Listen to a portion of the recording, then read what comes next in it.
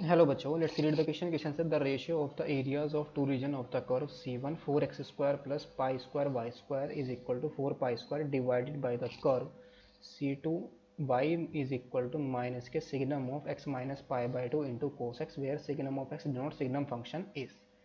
तो यहाँ पर हमें ratios of areas find out करना है. इसको सोल्व करने के लिए जो की कॉन्सेप्ट हम इसमें यूज़ करेंगे, की concept is area of ellipse. Area of ellipse ये हमारा क्या होता है, पाई इंटू ए इंटू बी. ये हमारा फॉर्मूला होता है एरिया ऑफ इलिप्स का. और सेकेंड हम यूज़ करेंगे area under the curve. Area under the curve y is equal to F of X. ये हमारा क्या होता है, a is equal to integration x is equal to A to x is equal to B y into D X. So हमें यहाँ पर जो curve given है C1, ये क्या है, 4x square plus pi square y square is equal to 4 pi square. ये curve हमें गिवन है.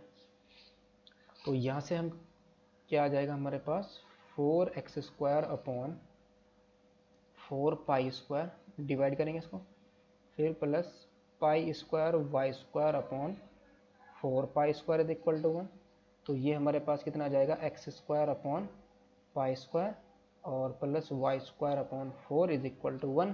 तो यहाँ से हमारे पास ए की वैल्यू कितनी आ जाएगी, पाई, और बी की वैल्यू कितनी आ जाएगी हमारे पास 2.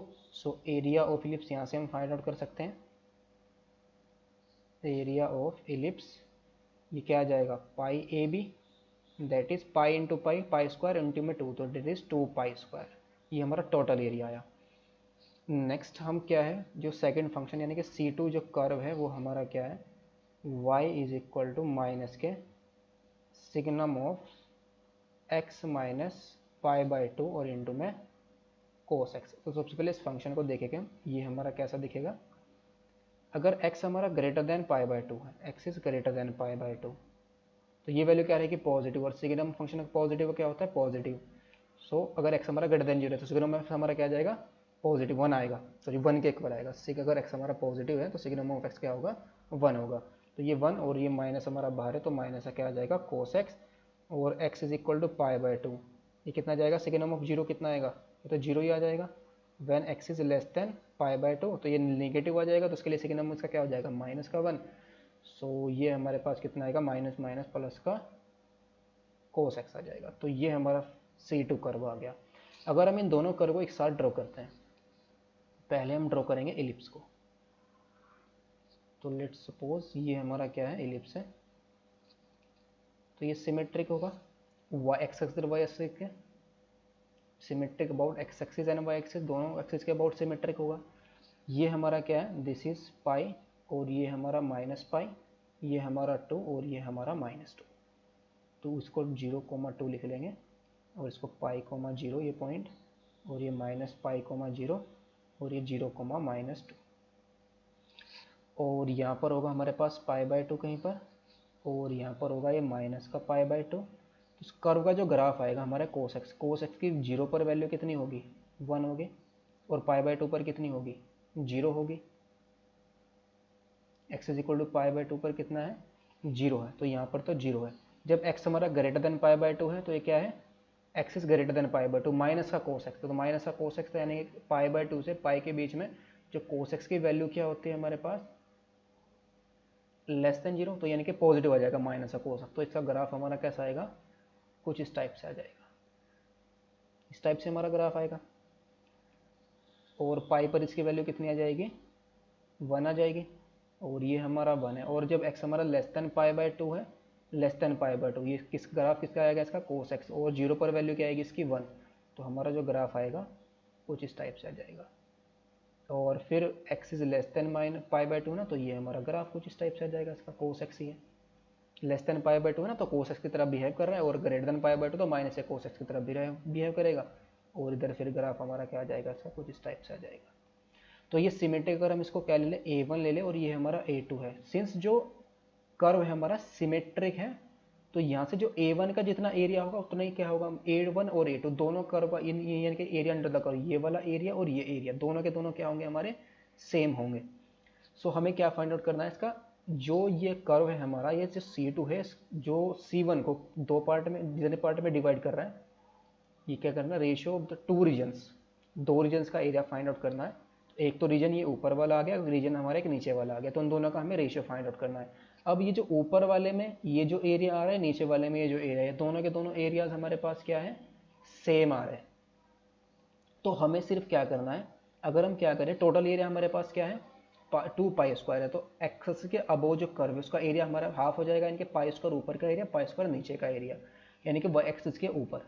अगर एक्सेस के ऊपर में इसको हमने ऐड करना है, अगर इसकी जगह हम इसको ही ऐड कर लें तो सेम बात है, बिकॉज ये दोनों के दोनों एरियाज हमारे पास सेम ही तो है। हमें क्या करना है, ऊपर के एरिया में से अगर हम क्या करें, इसको सब्ट्रैक्ट कर दें तो हमारे पास क्या मिल जाएगा, ये ऊपर एरिया का यानी कि अबोव कर्व का एरिया मिल जाएगा, यानी कि जो हमारे पास C1 कर्व है उसके अबोव एरिया मिल जाएगा अगर हम इसको सब्ट्रैक्ट कर देते हैं।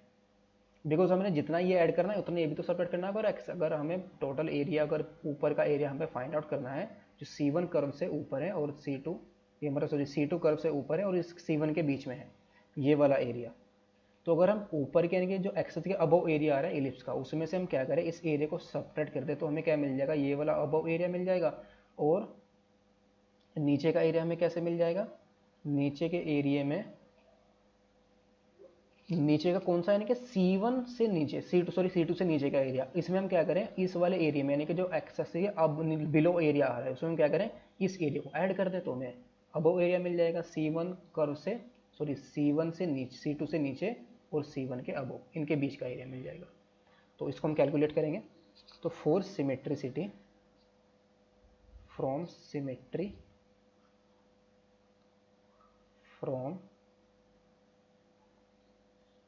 symmetry of the curves of the curve, the areas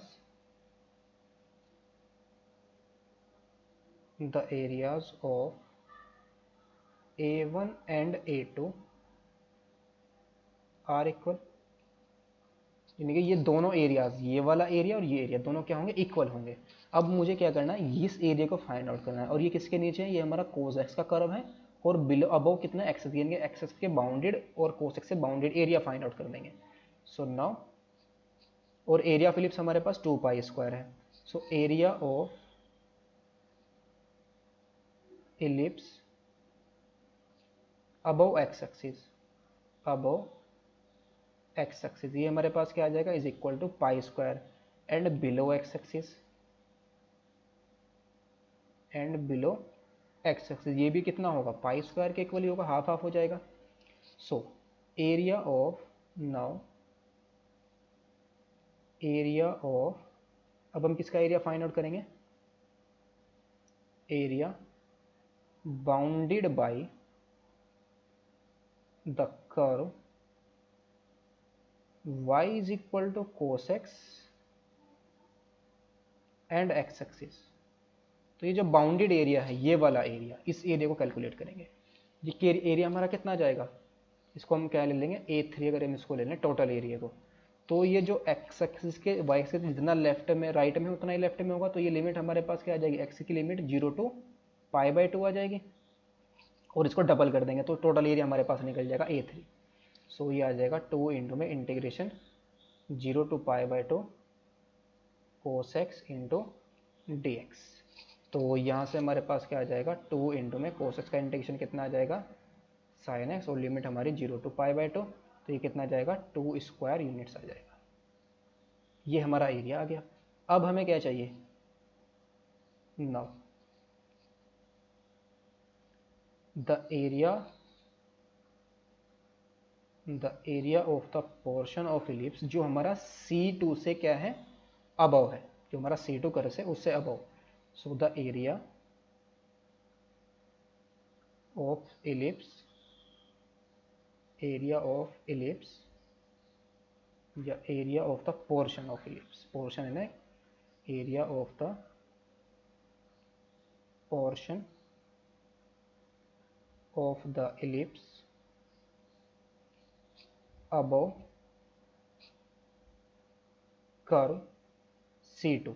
ये किसके इक्वल आ जाएगा, अबव कर्व C2। ये हमारा C2 कर्व है, ये वाला कर्व, ये जो कर्व है हमारा C2 कर्व है, और ये हमारा C1 कर्व है।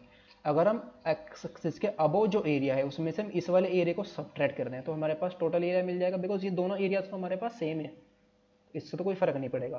तो यहाँ पर हमारे पास क्या आ जाएगा, पाई स्क्वायर में से हम क्या करेंगे 2 को सब्ट्रैक्ट कर देंगे, और बिलो वाला एरिया हमारे पास क्या आ जाएगा, and the area of the portion of the ellipse of the ellipse below curve C2 is equal to, अब क्या आ जाएगा, C2 कर्व से बिलो जो एरिया पोर्शन का एरिया आ रहा है ना, पोर्शन जो आ रहा है एलिप्स का, इसमें हम क्या करेंगे, जो हमारे पास एक्स एक्सिस के नीचे एरिया आ रहा है उसमें हम अगर हम इसको ऐड कर दें तो हमारे पास टोटल एरिया मिल जाएगा। बिकॉज एक्स एक्सिस के अबो जो एरिया हमें इसके अंदर ये ऐड करना है, इसको सब्ट्रैक्ट करना है, लेकिन ये दोनों तो सेम है ना, तो उसी को ही ऐड कर लेंगे हम। तो इसमें यानी कि एक्स एक्सिस के बिलो जो एलिप्स का एरिया है उसमें अगर हम ये वाला एरिया ऐड कर दें जो हमने A3 कैलकुलेट करना है, तो हमें टोटल एरिया मिल जाएगा नीचे का। तो ये कितना जाएगा, area of ellipse below the x axis हमारे पास कितना है पाई स्क्वायर में हम क्या कर देंगे 2 को ऐड कर देंगे।